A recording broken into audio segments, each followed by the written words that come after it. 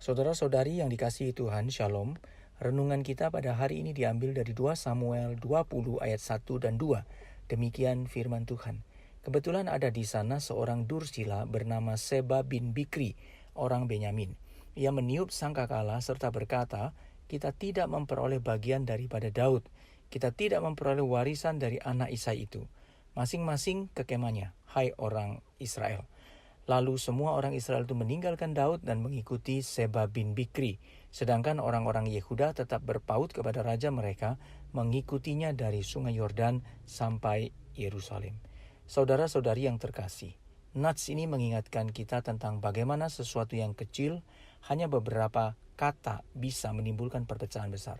Alkitab berkata ada seorang bernama Seba anak Bikri.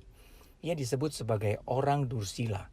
Ia meniup sangkakala dan berseru, "Kami tidak punya bagian dalam Daud, hai orang Israel, masing-masing pulanglah ke kemahmu." Dan seketika itu juga, bangsa Israel meninggalkan Raja Daud. Satu suara menanam benih pemberontakan, dan benih itu segera tumbuh, menyebar ke seluruh bangsa. Saudara-saudari sekalian, pemberontakan jarang dimulai dengan ledakan besar. Biasanya dimulai dengan bisikan kecil.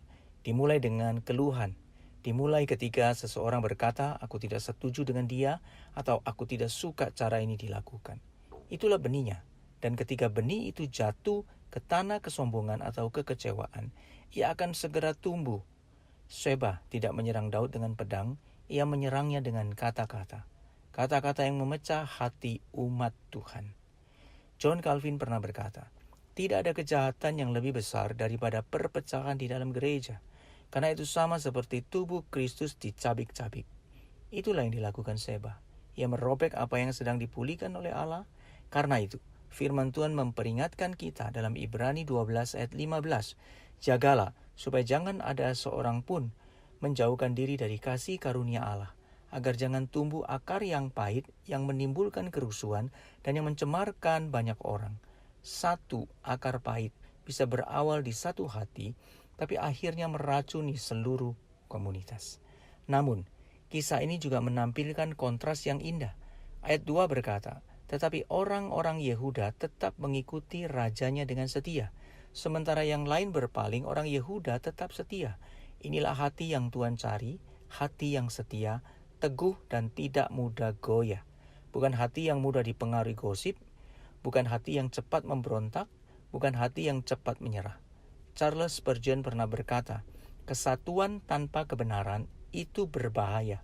Tetapi kebenaran tanpa kesatuan itu menjadi dingin dan kehilangan kasih." Kesetiaan sejati berarti berdiri di dalam kebenaran dan tetap bersatu di bawah kehangatan kasih Sang Raja sejati. Saudara-saudari sekalian, dalam keluarga kita, di tempat kerja, di gereja, setiap hari kita punya pilihan. Apakah kita menanam benih pemberontakan atau benih kesetiaan? Apakah perkataan kita memecah atau membangun? Jika Seba berkata, "Kami tidak punya bagian dalam Daud," tetapi hari ini kita berkata sebaliknya. Kita punya bagian dalam anak Daud, yaitu Yesus Kristus. Dialah Raja kita, warisan kita, dan juru selamat kita. Mari kita jaga hati dan kata-kata kita, karena satu benih kecil bisa menghancurkan, tetapi satu hati yang setia dapat membangun kerajaan Allah. Mari kita berdoa. Bapa di surga, terima kasih. Kami bersyukur untuk kebenaran firman Tuhan yang boleh mengingatkan kami untuk boleh sungguh-sungguh boleh menjaga hati kami, menjaga segenap pikiran kami, sehingga apa yang kami lakukan, khususnya Tuhan, apa yang kami katakan, itu sungguh boleh berkenan kepada Tuhan dan justru boleh membawa benih kesetiaan. Terima kasih Tuhan, dengarkanlah doa kami, pimpin hidup kami, pakai hidup kami untuk boleh membangun kerajaan Tuhan dengan hati yang setia. Dalam nama Tuhan Yesus kami berdoa. Amin.